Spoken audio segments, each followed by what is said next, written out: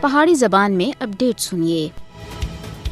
مودی دی بھارتی حکومت کشمیریاں دی آزادی دی آواز کو دبانے دے واسطے ہر ویشانہ حربہ استعمال کر رہی ہے۔ دنیا دی نام نہاد سب دے بڑی جمہوریت مقبوضہ جموں کشمیر دے لوکاں دے بنیادی حقوق تے انکار کر رہی ہے۔ بھارتی حکومت مقبوضہ جموں کشمیر وچ مختلف جھوٹے کیساں اور گرفتاریاں دا ایک ریکارڈ رکھتی ہے اور یہ ہر دیہڑے دا وتیرہ بن گیا ہے۔ مقبوضہ جموں کشمیر دے لوکاں کو اپنے ضمیر دی گل کرنے دا پورا حق حاصل ہے، لیکن بھارت سن اس تے اوتے قدغن لایا دا ہے۔ بھارت کو یاد رکھنا چاہیے کہ عوامی تحریکاں کو فوجی جبر تھیں شکست نہ اس سے پہلا کدے دیتی گئی ہے اور نہ آئندہ دیتی جا سی۔ مودی حکومت کی طرف سے 5 اگست 2019 کو غیر قانونی طور دے زیر قبضہ جموں کشمیر دی خصوصی حیثیت دی منسوخی دے بعد تھی مقبوضہ علاقے وچ بھارتی ریاستی دہشت گردی وچ اور انسانی حقوق دی دوئی خلاف ورزیاں وچ تشویشناک حد تک واਧਾ ہویا ہے۔ بھارت مقبوضہ جموں کشمیر وچ کشمیریاں دی منظم طریقے تھیں نسل کشی کر رہا ہے۔ مقبوضہ علاقے وچ جاری قتل و غارت گری دا مقصد کشمیریوں کو خوفزدہ کرنا ہے، لیکن کشمیری عوام اپنے شہداء دے لہو کو کسی بھی صورت وچ بھلا نہیں سکتے اور قتل و غارت گری دا یہ سلسلہ کشمیریوں کو اپنی آزادی دی جدوجہد تھیں دور نہیں رہ سکتا۔ مودی کو یاد رکھنا چاہیے کہ کشمیری آزادی دے واسطے مرنے دے واسطے تیار ہیں، لیکن بھارت کے سامنے